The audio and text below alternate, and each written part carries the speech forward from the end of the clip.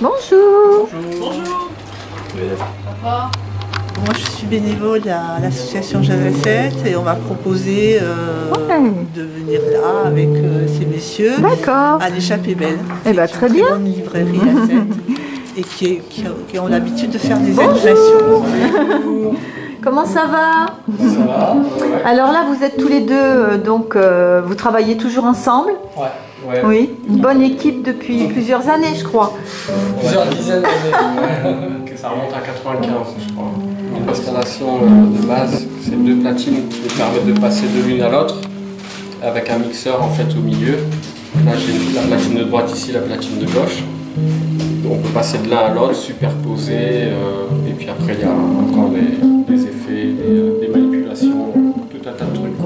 Alors les manipulations, c'est quand on vous voit voilà, il y a pousser le passe, exactement. Il y a pas mal de trucs. Quoi. Et ça existe depuis combien de temps? Parce qu'au départ, c'est comme tout, il faut vraiment remonter. Mais en fait, les premières discothèques, boîtes de nuit, c'est un truc français, quoi. Donc la culture de passer des disques, français. Voilà, de passer des disques dans une soirée au lieu d'avoir des musiciens live, c'est français. Donc c'est les premières boîtes de nuit et tout ça, on va dire, c'est un truc d'après-guerre, quoi. En France, les boîtes, ce qu'on appelait boîtes de jazz, ils ont commencé aussi à passer des disques, en fait. Et suite à ça, ça s'est exporté, ça s'est mélangé, je pense, avec la culture jamaïcaine, où il y avait ce qu'ils appelaient des DJ qui eux aussi passaient de la musique déjà enregistrée, en fait. Et puis à New York, il y a eu tout ce boom de la culture hip-hop, et là, c'est vraiment partie technique avec de platines, de mélanger. Donc ouais, c'est une histoire qui vient un peu crescendo d'un peu partout dans le monde, en fait. Et les scratchs, c'est arrivé à quel moment, ça? On va dire que c'est ça, c'est vraiment, ça a été développé à New York courant des années 70, en fait. Ah oui. Ah, tout dans ce livre. Voilà. On aime parce que ça fait. Je dirais que vous êtes même passionné quand même. Personnellement, à chaque fois, ça remonte à ce que quand on me demande, c'est avant que j'ai de l'équipement et que je devienne DJ, j'étais celui à l'école et au collège qui enregistrait des cassettes pour les autres. Ah. Donc j'ai toujours eu une passion pour la musique, plein de musiques diverses et variées, et c'est surtout ce truc de la partager en fait. Ça, c'est ce qui fait qu'on est là aussi avec Jazz à 7 maintenant. C'est que on a amassé une grosse collection de disques en fait et qu'on aime bien partager ça. Alors, grosse collection, ça veut dire combien à peu près? Des milliers, vraiment c'est envahissant. Après, on n'est pas dans la surenchère, mais on a vécu... C'est pas avoir des disques pour avoir des disques. Non. C'est avoir des disques qu'on a identifiés, qu'on connaît, on sait pourquoi on les aime. On va pas acheter tel disque parce qu'il est super coté. On va acheter tel disque parce qu'on aime et parce qu'on a envie de pouvoir le partager, en faire profiter d'autres personnes. Et donc en général, voilà, tout est vraiment motivé par l'amour de la musique, la passion, l'envie de partager. Très bien. Ce qu'on a fait quand même, c'est qu'on est parti vivre en Angleterre tous les deux par rapport à ça, parce qu'il y avait beaucoup de disques, il y a une grosse culture musicale et de DJ, mais on est parti acheter des disques au Maroc, au Canada, à Montréal, vous avez vraiment... à Prague, donc on est quand même motivés, on va dire. Et quand vous choisissez, quand vous faites une soirée, parce que vous produisez tous les deux, alors vous produisez comment? On vous appelle, vous avez un site, vous avez... Voilà, alors nous deux on est sous le nom Hey Love. En fait, dans ce cadre-là, on fait des prestations de DJ. Et en fait, on fait appel à nous parce qu'on est assez alternatif. Il y a beaucoup de DJ qui sont dans la musique moderne, on va dire dance, électro, donc les DJ qu'on va voir en boîte de nuit. Et en fait, nous, on aime bien jouer de toutes sortes, que ce soit de la musique maghrébine, du jazz, du hip-hop.